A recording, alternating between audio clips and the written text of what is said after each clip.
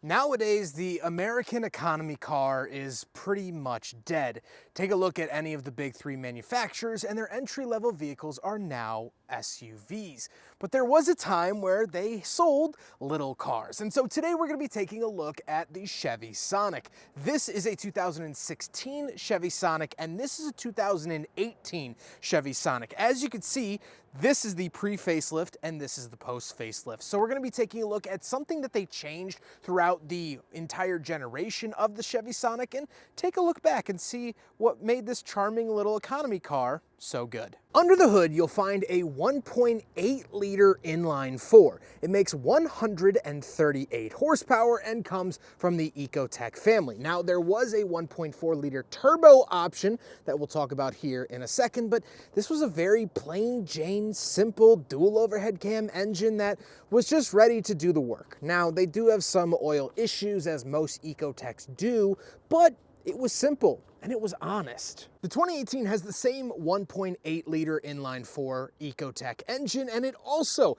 makes 138 horsepower. They didn't really change anything for the facelift in 2017 when it comes to the powertrain. Both engines are paired to 6-speed automatic transmissions. However, there were manual options and like I mentioned earlier, there was a 1.4 liter turbo option that made 138 horsepower.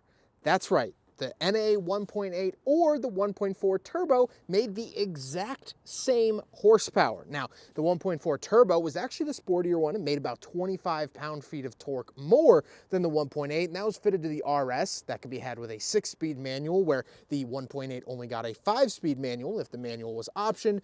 But I found that rather funny that both the 1.8 and the 1.4T make 138 horsepower on the nose. Kind of an odd number to land on, but I guess that's what the GM engineers were able to do. Now, something that not a lot of automakers still do today is Chevy offered the Sonic in both sedan and hatchback. So both the pre-facelift and the post-facelift were available as sedans and hatchbacks. I also have a full review of a facelifted sedan here on the channel if you'd like to check that out, but we'll take a quick look at the two contraptions. The trunk opens up like a traditional trunk. You get some netting and some space, and then we just have a little handle under here to pull it up for the rear cargo space. Honestly, this is a huge benefit. The hatchback was just a lot more practical. As you could see visually on camera, it's just a lot more space, and this would definitely be the way to go, but I know some people like sedans. They love their sedans, and so maybe you might want the Sonic sedan, but this is my choice. Getting inside the 2016 Chevy Sonic, it's a little Spartan in here. First of all, we do have crank windows, which, yes, they made crank windows through 2016, and we have a digital gauge cluster that mimics more of a motorcycle than an actual automobile.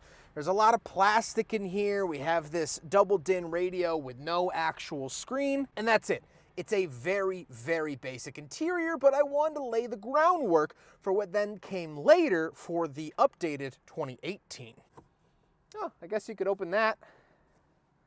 Kind of cool. Here in the 2018, it was refreshed for the 2017 model year, and you see definitely a lot of similarities, but also a lot of big benefits for getting the facelift model. We have a built-in backup camera as standard. We also have optional Apple CarPlay and a 4G LTE modem that you could get in this vehicle to make it a connected vehicle. The motorcycle gauge cluster's gone for a slightly more traditional one, although it isn't still completely normal, but that's okay. Everyone likes a little bit of weirdness, and just overall the build quality in here feels a little bit better, and honestly it still feels very modern. Now, they made this Chevy Sonic until the model year 2020 where they ended up killing it, and honestly, yeah, this feels like a 4 or 5 year old car. It's not bad in here, and honestly this is the place to be.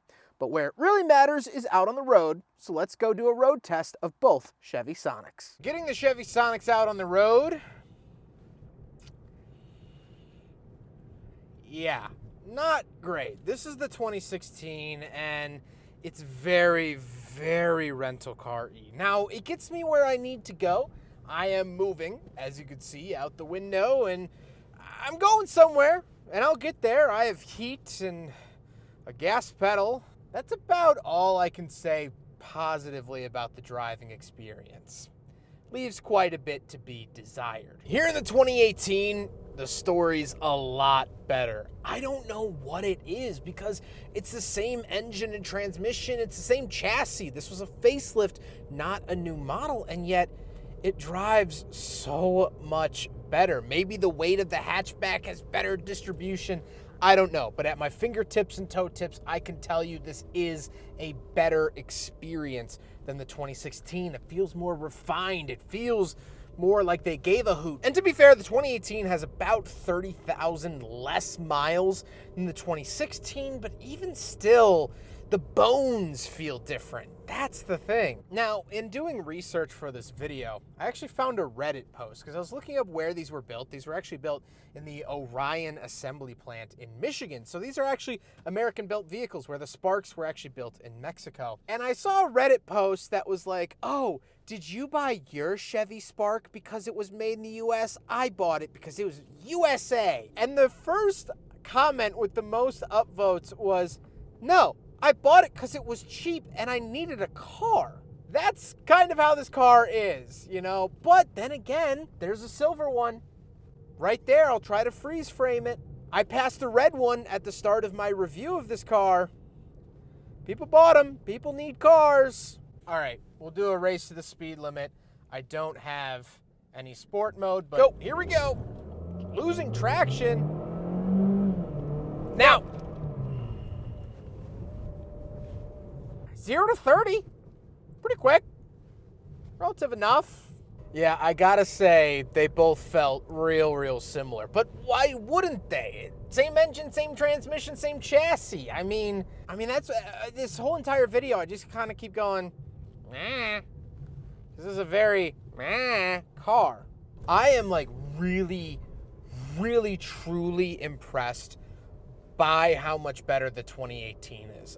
Like, these are economy cars. Like, this is comparing, you know, $1 soda to $1 apple juice, but this is so much better. If you have the opportunity, or if you're between an older Sonic or the newer Sonic, newer is the way to go in nearly every single category. Are they going to be complete polar opposite vehicles? No, but this just is the better experience. The 2018 just is. Without a doubt, sign it, seal it, send it. So there you have it. There is the pre-facelift and post-facelift versions of the Chevy Sonic.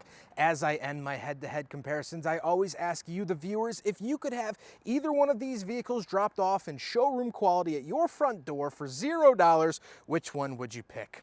I don't think it's a very hard decision this time. I am taking this hatchback 2018 every single day of the week. The interior is way nicer. It drives just as good. It's a hatchback, it's a fun color, and it's just overall a lot better of a vehicle. I am truly impressed by the leaps that Chevy was able to make in a simple refresh here of a simple little car. The updated 2017 Plus is so much better, and I'm glad I was able to share it with you today. I hope you guys enjoyed the video. Huge thank you to North Naperville Autos for letting me borrow both of their Chevy Sonics for today's video. If you'd like to see a different set of facelifted vehicles for the next head-to-head video, please let me know in the comments down below. Take care, guys.